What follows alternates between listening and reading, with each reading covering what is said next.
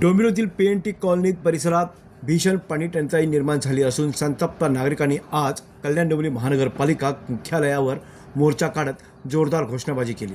निवडणुकीच्या काळात मुबलक पाणी पुरवठा करण्यात आला, मात्र निवडणुका संपताच पुन्हा पाणी टंचाई सुरू झाल्याचा आरोप नागरिकांनी केला आहे। डोंबिवली PNT कॉलनीत पाईपलाईन टाकण्यात आली असली तरी त्या पाईपलाईनमधून पाणीच येत नसल्याची तक्रार रहिवाशांनी केली।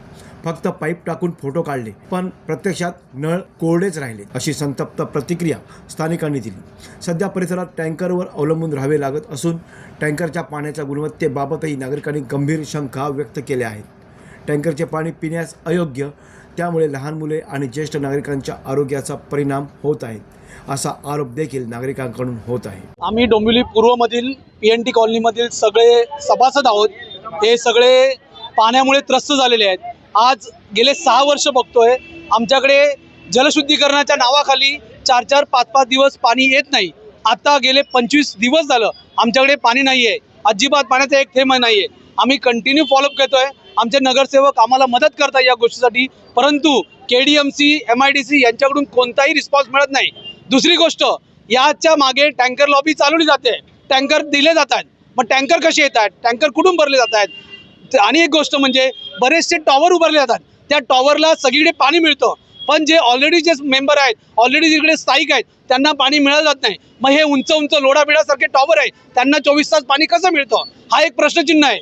आमचे नगरसेवक मिलिंद म्हात्रे, कविता म्हात्रे मॅडम या कंटिन्यू आमच्यासाठी मदत करत आहेत, परंतु त्यांचे सुद्धा काही हाक आहे ते KDMC MIDC ऐकत नाही आहे। आणि हा खूपच गंभीर प्रश्न झालेला आहे।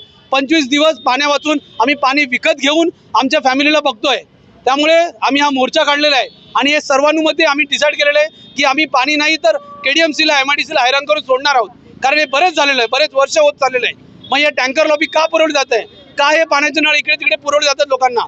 24 तास पाणी आम्हाला का नाही मिळत आहे? आम्हाला 24 तास नको, पण 4 तास पण पाणी कंटिन्यू येऊ शकत नाही का? ते टॉवर उभारले जात आहेत। म्हणूनच यावर विचार केला पाहिजे। हा गंभीर विषय आहे, हे पाणी चोरलं जात आहे आणि हे चोरीचं पाणी कोणाला तरी पोचलं जात आहे, कोणीतरी यावर काम करत आहे।